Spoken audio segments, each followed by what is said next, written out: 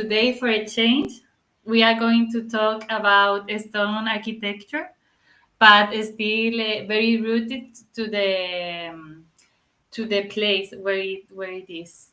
Um, so I introduce you Amanda Roelle. Thank you, Amanda, for participating and sharing this time and all this knowledge with us. Okay. So people can get to know a little bit about you.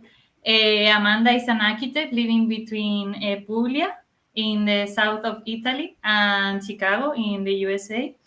In Puglia, she facilitates drawing retreats and hands-on stone workshops focused on the vernacular architecture of the area.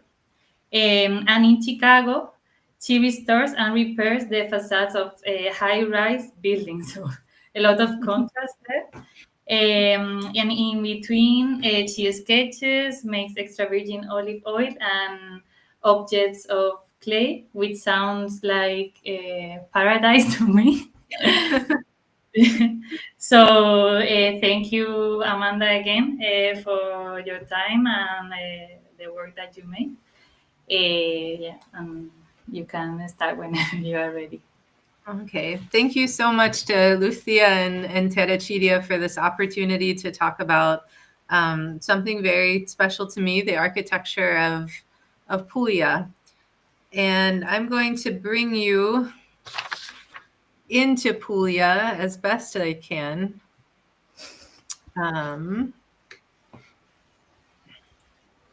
Okay. Is everybody able to see photos? Lucia? Not right now. No? The pictures.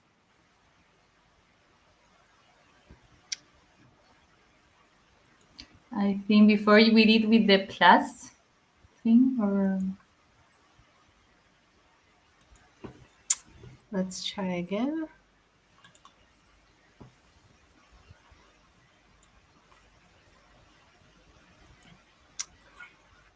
And now? No.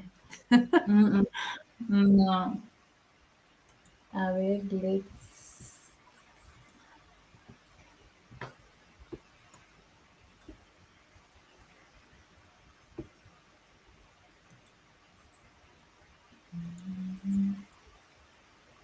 No. A ver, there. Okay. Okay, perfect. If you can press the hide button, that's super. Yeah, that like that, super. Okay, so you see the photos going by. Yes. Okay.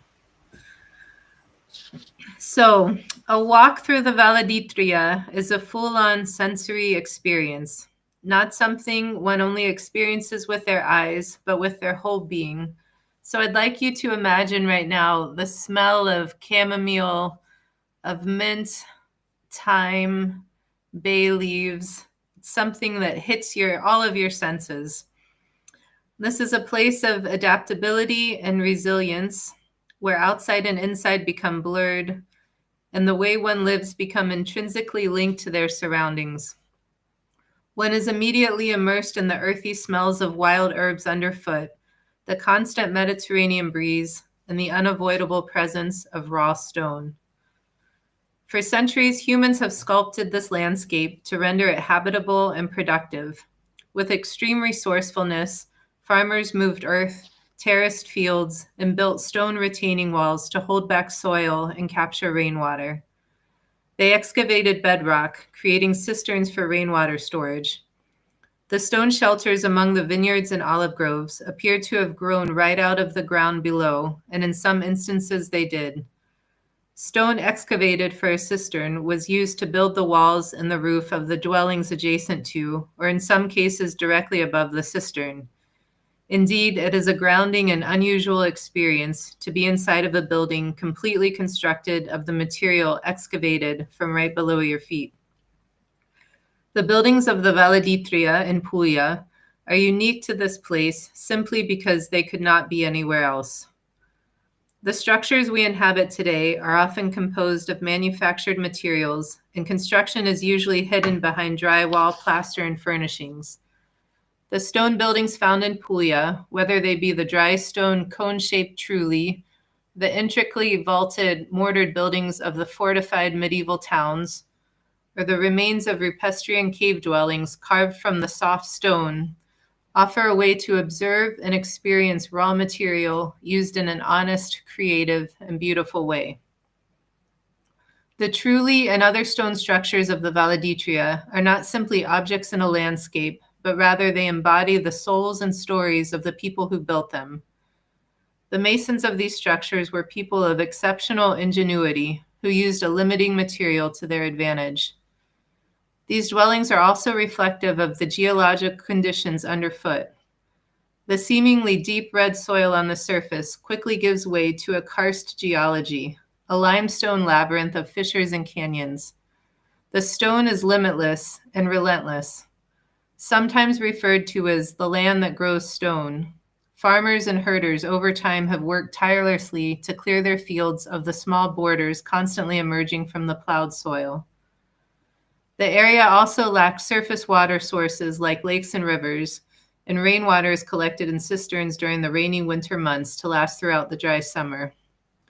Given these physical conditions, the karst geology, the abundance of stone available, and the lack of sand from lakes and rivers typically used for mortar and masonry construction, it's not surprising that a dry stone typology emerged.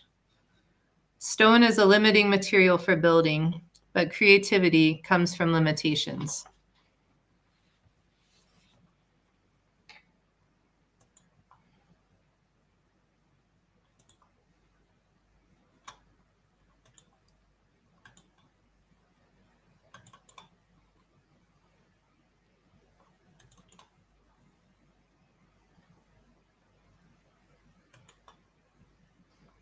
Okay, so are we seeing the presentation now? Okay. Yes, sorry. So just to give you a brief introduction of who I am, I was a Terracedia workshop participant in 2018 and in 2019, workshops that were life-changing, completely incredible experiences that I encourage anyone to attend a Terracedia workshop. And like Lucia said, when I'm in Puglia, I organize stone workshops and drawing retreats here that focus on the vernacular architecture. And every summer I work in Chicago, restoring the facades of high-rises. So two different kind of lives, but both dealing with masonry architecture. And I want to start by talking about the tools that we use. So on the left is a bread or pizza oven here on my land in Puglia. And the other picture is one that was built in Chicago. And the one built in Chicago was built by a very talented architect there who used all of the knowledge he had as an architect with the best practices of masonry and heat transfer and thermodynamics to create the perfect pizza oven. And the one here in Puglia, you could say, was also built in the same way with all of the best materials and knowledge they knew at the time. But they're completely different, but both responding to the technology that was available at the time. And things here are very local. So the shovel on the left is a tool that is made here in this town for the earth that is here. The one on the right is one that you would buy in the US at Home Depot is a big brand name hardware store. And so that's a typical shovel there. And on the left is a hoe that, again, is made in my town for the kind of soil that is here. And this goes into the tools used for masonry construction also. So the hammer on the left is one made in my town, And everything about that hammer is perfect for the limestone that exists here. The stone on the right is the hammer on the right is the hammer that I use when I'm in Chicago, but is also a typical mason's hammer used throughout the world. And then this is just a fun tool. I don't know if anybody can guess what it is, but it's something that you tie around your belt when you're out working in the fields. And that beautiful little piece of metal is used to scrape off the sticky mud that will be on your hoe as you're working in the fields. So again, something very specific to this place. Another beautiful tool. This is a ladder used in the olive trees for pruning, for harvesting. And there are steel bars under each rung of the ladder. However, on the lowest rung, the steel bar is on top of it. So you can wipe your shoes off as you're coming down the ladder, or before you go up the ladder where your shoes are muddy.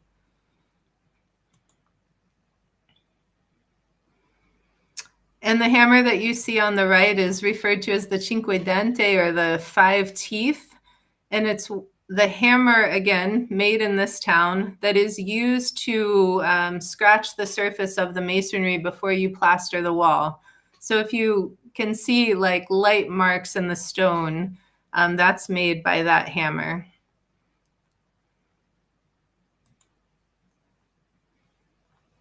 So just to say, everything is very local and specific to the conditions here.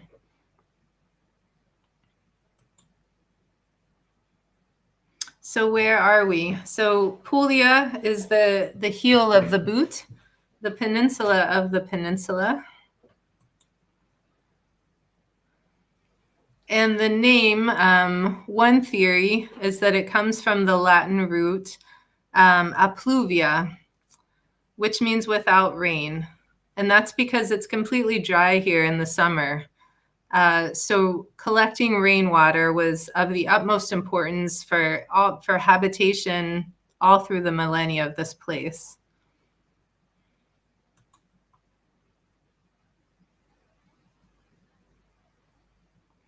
And what looks like lush soil or green grass, as it is, right below the surface is a karst geology. So it's stone right below the surface.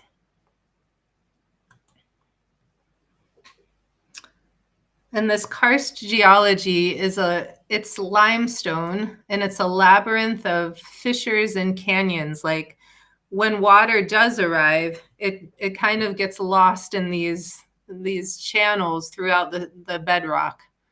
But the buildings are built right on the bedrock.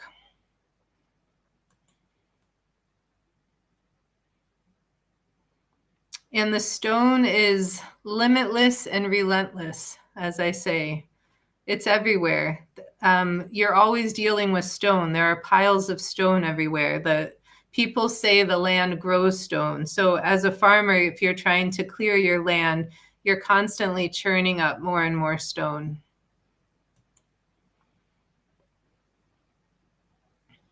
And stone is used in dry stone walls along the roads.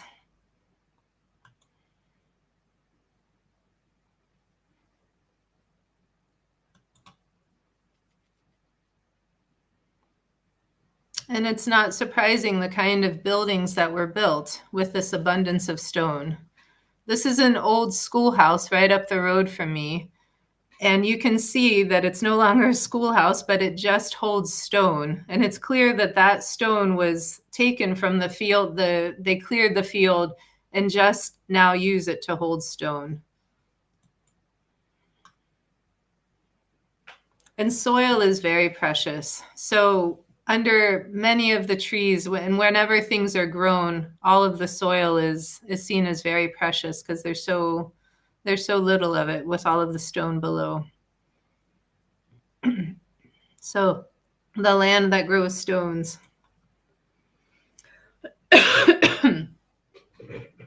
So So Edward Allen was an American Fulbright scholar.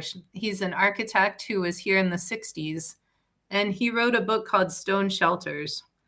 And it's still, many people say it's one of the best architecture accounts of this type of architecture that exists. It was written in 1969. And the way that he described the different habitation here was from solid stone, so cave dwellings that have been carved out of stone, of mortared stone, which are the historic centers, and of dry stone, which are the Trulli. And from solid stone, there are rupestrian meaning people that live underground or in caves, cave dwellings. That this one particularly was inhabited until 1200, around 1200. And then the fortified medieval towns are built of mortared stone. And so all of those floors you see, all those different levels, there's no wood in the construction here at all. Those are all vaulted spaces. So if you look on the roofs there, what's a flat roof is underneath is a stone vault.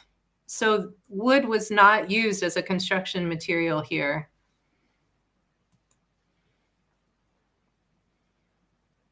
And then, of course, there are the Trulli. So a trullo is the plural word, and Trulli the trullo is singular, Trulli is plural. And this has become kind of the symbol of Puglia, these dry stone corbelled buildings that we're going to talk about in depth. So Trulli can be clustered, so many cones together.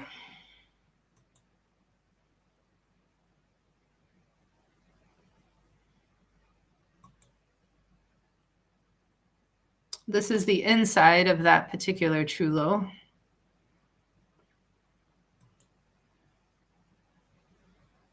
Or they can be single cones, and maybe these were lived in, but more likely they were used on the land as farm structures or animal structures. These are called macerie, or types of like rural farmhouses. So the people working or animals would be living in the Trulli, and then the landowners would be living in the house.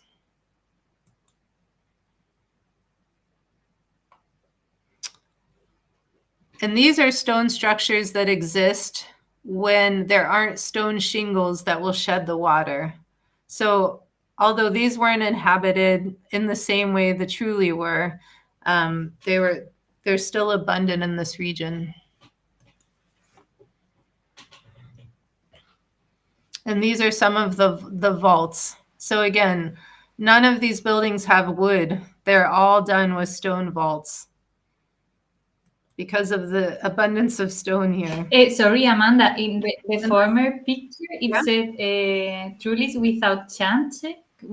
I didn't understand. The one before. I'm sorry. The picture this before, it's structures without chance. What? Chianche. So chianche is the stone shingles that I'm going to talk a little bit more about, like the structure of a trullo. So they don't shed water as well. So they weren't inhabited in the same way that a trullo would have been. Okay.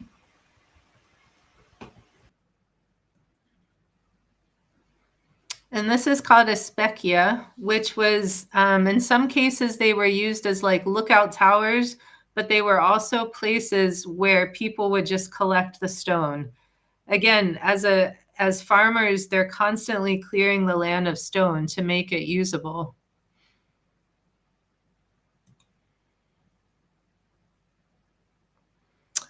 And what people started doing as soon as they could was not living in a trullo. So building like a kind of box that would be next to the trullo that was more habitable, let's say. The Trulli can be quite damp in the winter and humid. And they were always seen as poor person's dwellings. They weren't something necessarily that you would choose to live in. So people would prefer to start to live in a box if they could. And these are two, more modern houses. But if you see in the back, there are the little Trullo cones. But again, they were trying to move out of the Trulli into a more proper house.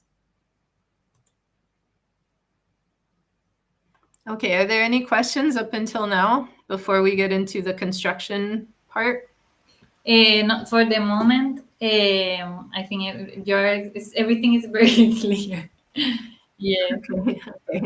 No, but you So what see is a also like the same. We are seeing, no, everywhere. It's like how the vernacular has been progressively abandoned, but still they are still staying in the same plots, etc. But they still use these structures, or Well, that's what's interesting about Puglia is now they have become very desired structures. So, and this is something that's just happened in the last 20, 25 years, let's say. 20, 25 years ago, these buildings had no value at all. And I'll talk a little bit more about that. We'll see what a Trullo means in Puglia today. Okay.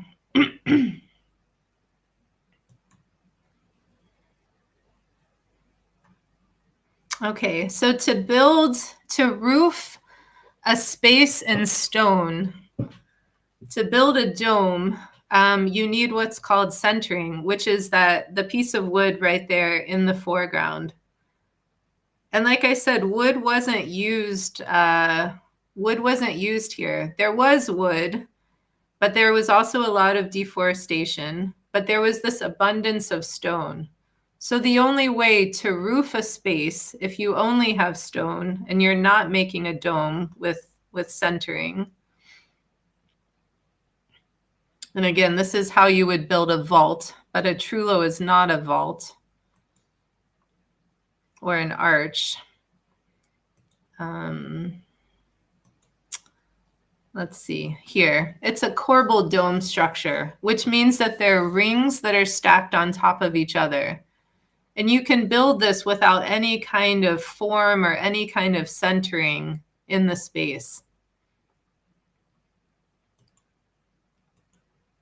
And so I always describe a Trullo as having two separate structures. One is two different systems. The structural system, which is the inner system, and that's those corbelled rings of stone. And then the water shedding system, which are the chianche or the stone shingles that are simply there to shed water.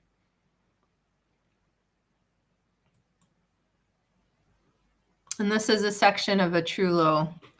So in between these two systems, in between the chianche, the shingles, and the structural system, there's a kind of what's called in the stone world hearting, something that kind of keeps it together. But again, there's no mortar. These are dry stone structures. And again, no mortar, because for mortar, you need some kind of sand, and there's no lakes or rivers here. So if they were to make sand to mix with lime to make a mortar, they would find a kind of soft stone and scrape it off to create sand. So it was really labor intensive. So when you just have a bunch of stone, this is one way to build a dry stone building without mortar. And again, these are the corbelled, it's a corbelled dome. So there are rings of stone that stack on top of each other.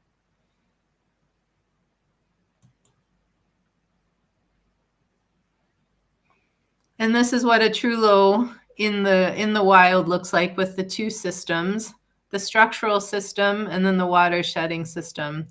And it's actually very unusual to see a collapsed trullo because they're actually very stable structures. A lot of times the stone shingles will fall, they'll slip, or they'll be stolen because they're kind of precious now, but the structural system will stay intact.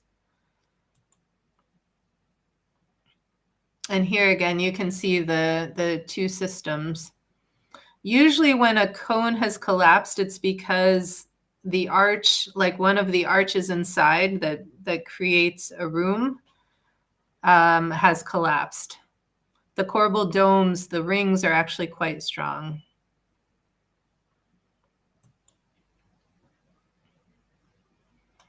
And these structures aren't only found in Puglia. There's a woman named Renata Lebach, who's German, and she has gone around the Mediterranean seeking out these structures. So they exist in places where there is a lot of stone. And you can see they're all over the Mediterranean. They're in Iceland, they're in Ireland.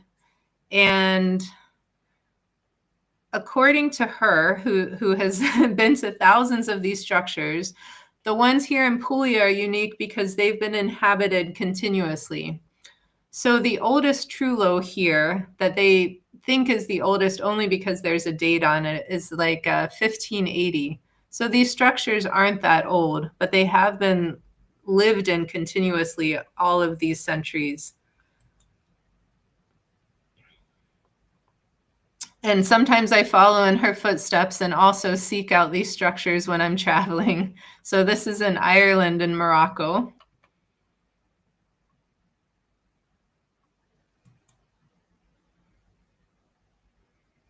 But this is what, this is my town and where people, prefer to actually live. So the Trullo, although it's been inhabited all of these centuries, until about 20 years ago, it was not seen as a place that you wanted to live.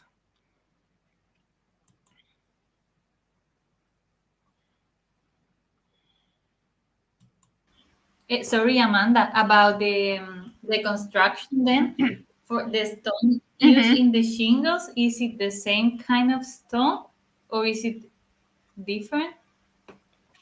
It's both limestone. However, those hammers that I showed at the beginning of the presentation, one of those hammers is meant specifically to form that kind of shingle. And the habitable structures exist where the stone would have allowed that kind of quarrying, that kind of taking of the stone in these sheets. So, and it's only a concentrated area. Mm-hmm. So where you saw like the buildings that I showed of Morocco or of Ireland, they didn't have those kind of shingles that would shed the water. So they weren't inhabited in the same way. Or even here in Puglia, there's only a small concentration of area where the stone allowed for the shingles to be excavated in that way. But so you see like a change in color? Is it because of because there is deposit of moisture or something like that, or is it the? Yeah, when it hits the, it's just the lichens that develop on the stone when it's exposed to the air. So if, actually in this photo, you can see a little bit, maybe it's kind of still redder or raw, more raw looking where it hasn't hit the air as much. Yeah. But it turns gray over 3 or 4 years, let's say. Okay. So just about the history of Trulli here. So the man there is named Mario Santoro, and he is the mason that I work with when I organize these stone workshops. And he said 25 years ago, he learned how to build Trulli by taking them apart. So they had no value at all at that time. And people were basically just stealing stones to do other things on their land. So like the Trullo that you see here, the chianche, the stone shingles, have been stolen and used for some other purpose. And this is how he learned how to build Trulli. So 20, 25 years ago, and he said in this town specifically, there were only 3 masons left. There were only 3, they're called trullato or trullati, which is somebody who builds a trullo. One was his father, one was an uncle, and another was an old guy who had retired. So the skill was that close to being lost, you could say. And what happened with Puglia, a lot of people credit it to Ryanair, a cheap airline that that established flights to Puglia. Otherwise, Puglia was kind of seen as a place that you couldn't easily get to. You would have to take the train or have to take the bus. So in all of the centuries of Italy being explored by different people, Puglia had been missed. And now it has become very, very popular, very trendy. The new Tuscany, they're calling it. And the Puglia Tourism Bureau is really pushing for big tourism and luxury tourism. So what's interesting in this moment, I always say it's very interesting to be a Trullo in this moment, because you're very desired, and there are only so many of them.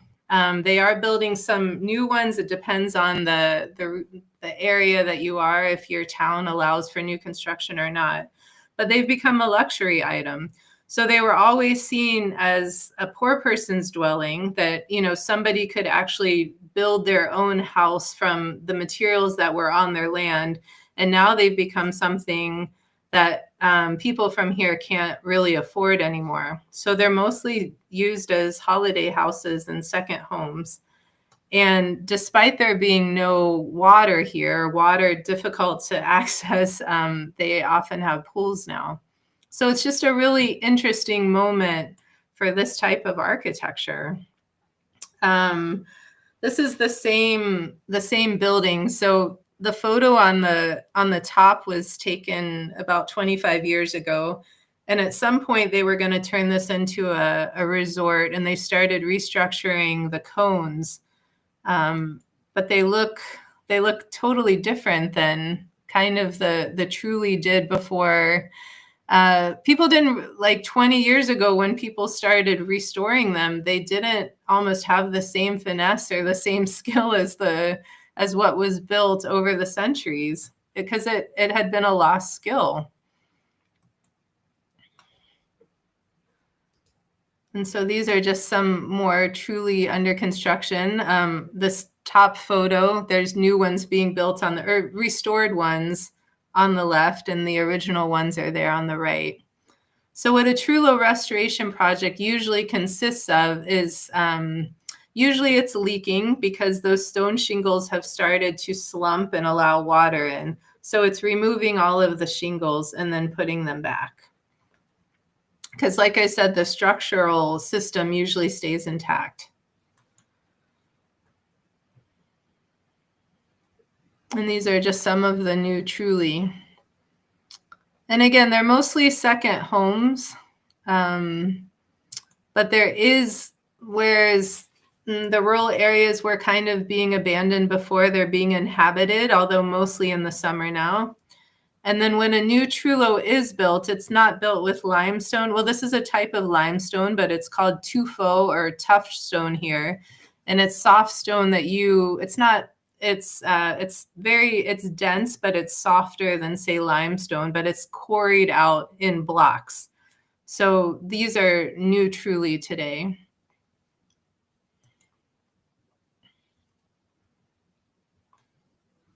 Again, this is a new cone being built with the quarried stone.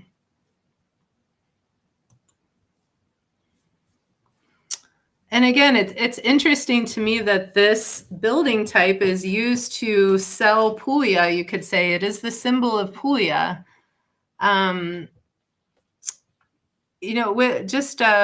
Without judgment of what's happening. It's just an interesting, like I say, an interesting moment to be a Trullo.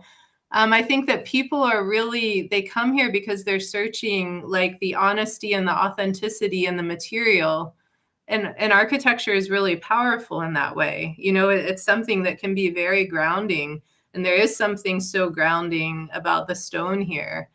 And architecture is the expression of our humanness, like our ingenuity and what we create and how we express ourselves. And over human history, habitation was always made with whatever materials you had surrounding you, but we don't live that way anymore, and so we're seeking that. And so it's very interesting to me that people are gravitating towards these buildings, towards these structures. I think what often happens, though, like in gentrification, or we talk about this with vernacular architecture, is sometimes we destroy the thing that we're trying to connect to. That authenticity, that honesty that we're looking for gets, muddled somewhere along the way. But at the same time, what's beautiful about it is that there's all of this work now for masons here that didn't exist before. It's a new skill that there's plenty of demand for. So it's just, what is a Trullo going to be in 50 years? I don't know, or a couple 100 years. But in this moment, it has become a fashion symbol, and it's kind of interesting. Is there any questions or anything before I? No, it's quite interesting what you're saying. But for example, for these people that are now, there is this demand, no, of restoration of these Trullis, etc. So how is it evolving for the craftsmen, for the workers, the masons, you said the name? Yeah. Like, is it, what kind of people is working now in this field? Yeah, Yes, and there's actually not. for learning, or how are they training? Just on the building side, or? Yeah, I think both. They do have workshops where people are trained, especially dry stone walls. But there's more demand than there is, available knowledge. There's still, most young people leave Puglia. There's still a lot of emigration from this area to the north of Italy. But there are a lot more. I was just talking to somebody in Alberobello, which is the town of Trulli. He was the man who made that model Trullo. And 30 years ago, he was working as a trullado, as somebody building Trulli, but he said there wasn't any work at that time. So I started making these things. And and it's easier. He said it's easier on his body to make the models instead. And he said, but at least now for young people, there is work if they want to work in this trade. So I think that's a real positive thing. But is there interest in?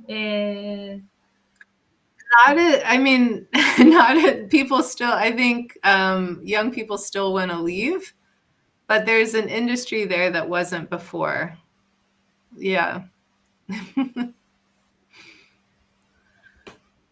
And so experiential learning, what I do here is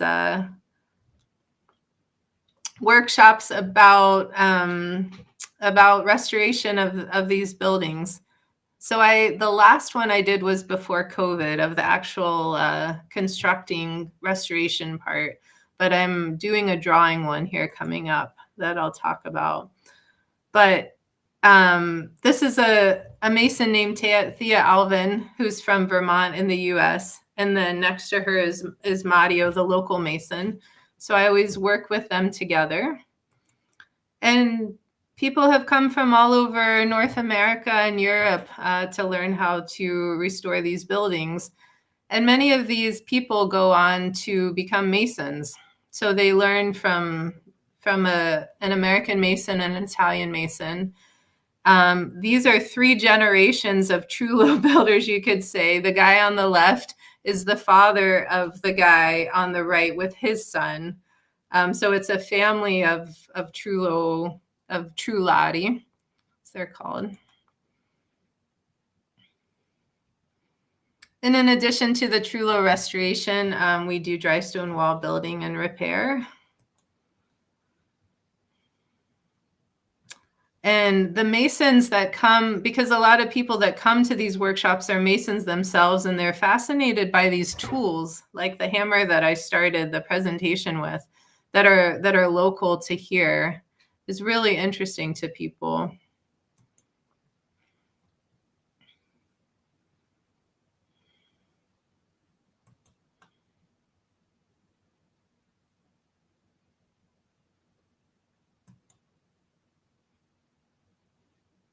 And this is the the workshop that I'll be giving at the end of October. It's a drawing one, if anyone is interested. And thank you. Grazie. Thank you very much, Amanda. It was really inspiring, all these images and everything that you talk about. Also, I really loved the changes of scale and the importance that you gave also from the beginning, no, to the tools. That it's not only about the materiality of what is bead, but also all the knowledge behind that. It's also amazing, and that it's still existing, and that they are still using these tools, etc. Yeah. Sí. Yeah, it is. It's beautiful to live here and to see it and experience it. When you're mentioning every time like 25 years ago, is it because you arrived there 25 years ago, or? No, I arrived 15 years ago. Okay. But I know 25 years ago, the buildings here didn't have any value. So people were buying the land for the trees the olive trees that were on the piece of land, and the Trulli themselves had no value. Mm-hmm. Yes, and about the workshop that you are now going to do, because you mentioned it's drawing. It would be like about drawing, etc.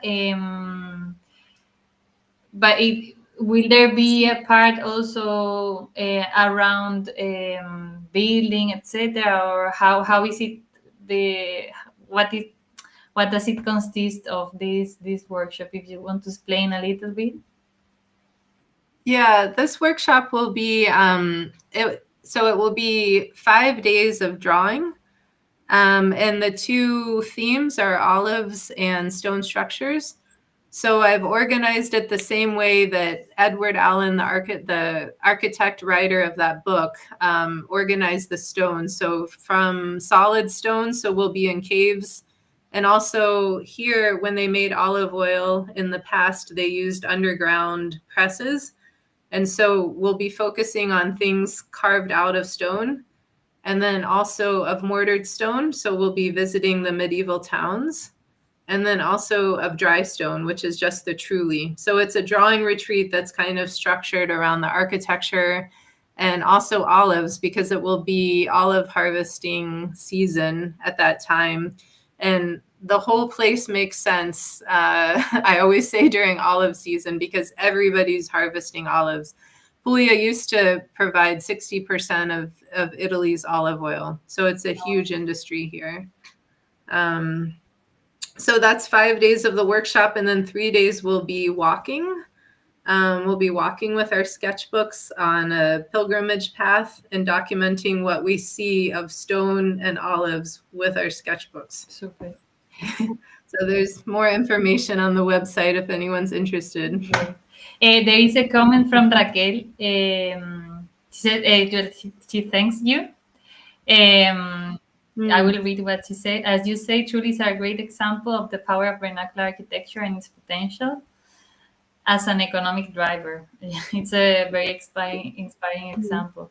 Yeah, for sure. Like also now, this became a motor, no, for the locally. Yeah, and absolutely for tourism. I mean, it's the symbol of Puglia tourism, really. And sadly, there's an olive tree disease that's killing the olive trees here. Right now, a third of Puglia's olive trees have died. And it's almost like the tourism is going to replace that industry. And the architecture is a big part of that. Yes. It's crazy. 1/3 of the olive trees just, so that's. Yeah, and there's no cure. And these olive trees, many of them are 1,000 to 2,000 years old. So the really old trees that have been harvested and been growing olives continuously all these years are dying. Oh. And there's still no cure for this. So it's also sad because you're losing a lot of knowledge about agriculture. Yeah. That is being kind of transferred to tourism. You're losing a lot. It's a very interesting moment here in Puglia. And for the locals, the relation with the, I've only been one to Alberobello, and yeah, for sure now you see it's a village that's completely restored, looking for tourism, no? How is it the relationship between the locals and tourism? Like, are they like welcoming, or is it now? How is it going? I think mass tourism is scary to people, and that's starting to hit here. Kind of like I told you I was talking to the man who builds the Trulli sculptures, and he said it didn't used to be like that. That was in Alberobello, and it does feel like a Trullo Disneyland. And there were just so many people that you couldn't even walk. And he said, it didn't used to be like this. It's mass tourism that's really scaring us, And I think it's probably that situation with tourism. It's good for people that know how to play the tourism game, who can jump into this new economy, but other people are getting left behind. When the economy only becomes tourism, not everybody can be in that game. Sí, for sure. There is always people that are left on the way, or right. Yeah. Right. Bueno. And of course, things are becoming more expensive, and so people are complaining about that. And the sad thing is that local people can't afford Truilli anymore. I mean, if you are a local person here, just on the local economy, and you're a farmer, you can't afford a Trullo. This building that never had value before has become so incredibly precious in a way, Okay. Okay, thank you very much, Amanda. We will leave in the information, the link of your website, where I think you can find information for the workshop, right? We will share it. I'm sure that it will be a success, because after seeing this, it's really like you really understand why it became so popular, because it's really like the landscape, it's a very special place.